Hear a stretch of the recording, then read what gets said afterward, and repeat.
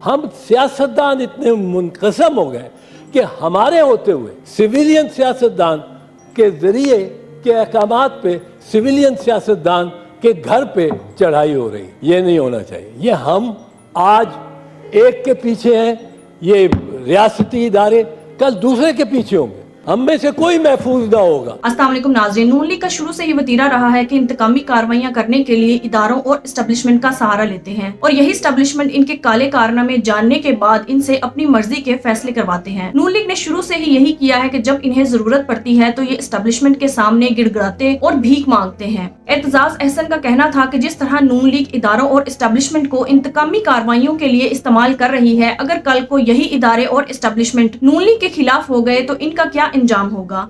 आइए एतजाज अहसन की गुफ्तगू सुनते हैं और फिर इस पर बात करते हैं। अफवाज के पास कोई पॉलिटिकल सोल्यूशन नहीं होता, अस्करी इदारों के पास कोई पॉलिटिकल सोल्यूशन, कोई सियासी हल नहीं होता। ये सियासी हल हमें निकालना है और हमें उसमें आगे बढ़ना चाहिए। जनाब चेयरमैन, मैं इस वक्त ये कहने का, जब अस्करियत की बात आती है, इस वक्त तो मेरे घर के मेरी दहलीज पे आज भी एक अस्करियत, मेरे घर पे लाहौर में टीयर गैस शेल गिर रहे हैं और इसलिए मैं कोई ये ऐसा दुखड़ा नहीं जो शायद मौजू ना हो, मैं रो रहा हूँ।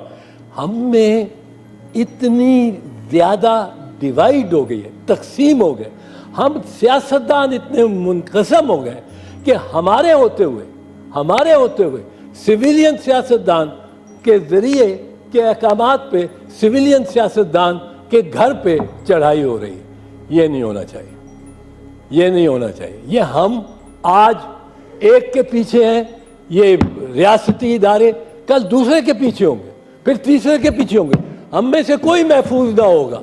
ये हम समझें कि ये एक का है, मुझे उससे क्या ताल्लुक, और मैं तो रियासत की रिट को बहाल करा रहा हूँ।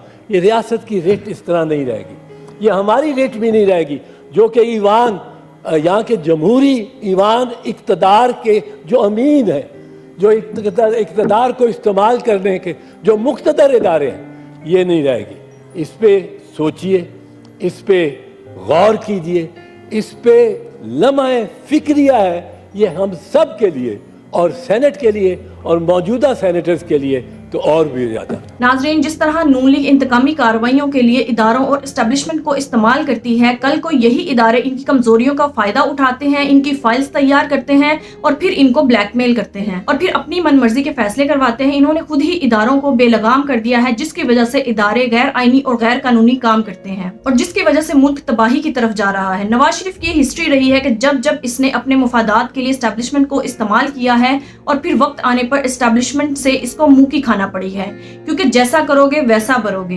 नाज़रीन, आपकी इस बारे में क्या राय है, कमेंट में जरूर बताइएगा। अगली वीडियो में मिलते हैं, तब तक के लिए अल्लाह हाफिज।